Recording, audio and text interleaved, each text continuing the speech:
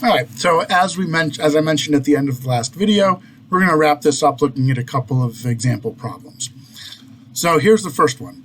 Suppose we have a forward interest rates defined by a formula, right, as opposed to the spot rates, which we did before. So we get the forward rates defined by this formula, this quadratic formula, given here with a negative leading coefficient. Be careful with the indices. Notice k starts from 0 and goes through to 4. And here we go from k to k plus 1. It's just how it's indexed. All right. So the first example asks us to find the 4-year spot rate. Pause for a moment and see if you can do that. All right. I hope you paused. Let's look at a solution. As I mentioned, we got to be careful with the indices here. So our general equation, we can just cook this up from a timeline, is 1 plus S4 to the 4th, right? That's that bottom pathway, is equal to, well, we multiply the factors for each of these 4 forward rates together.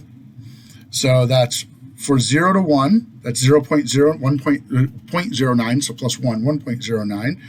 From 1 to 2, also 1.09, suggesting that perhaps we've already gone past the peak of this quadratic. Then 2 to 3, we get 0.086, so times 1.086. And from 3 to 4, we get 7.8, so 1.078 is the growth factor. Solve this thing for S4 by multiplying them together and taking a 4th root, lop off the leading 1, and you get 8.6%. Here's another example.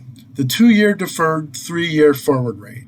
Remember what that means. That means this interest rate picks up in year 2 and is an annual interest rate in effect for the next 3 years.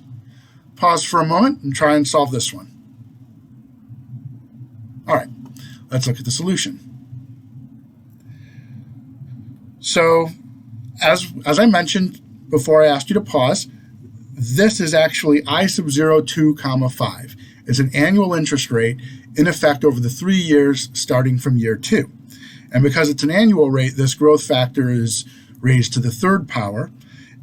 And a similar arbitrage argument, this has to be equal to the product of the individual growth factors from 2 to 3, 3 to 4, and 4 to 5. You can make an easy arbitrage argument to figure that out. So you solve for I sub 0.25 and you get 7.66%.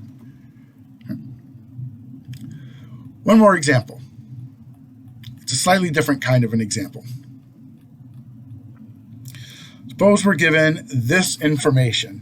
The term structure of effective annual yields for 0 coupon bonds, we have 10%, and these are annual yields, effective annual yields, so not semi-annual.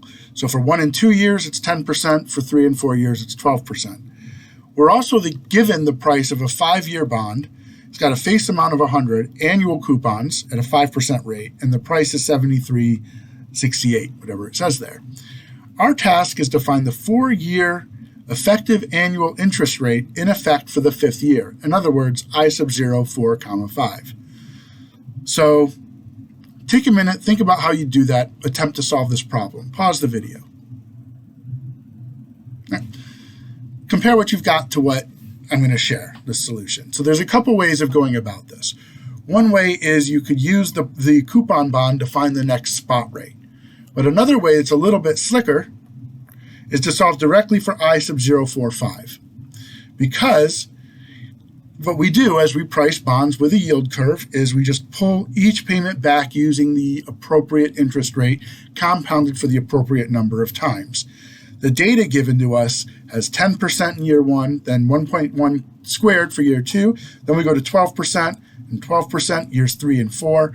And now for the last year, which includes the coupon payment of 5 and a redemption amount of 100, we would normally pull back by 1 plus S5 to the 5th, right? And we could find S5 and find S5 by solving for that and then get the forward rate.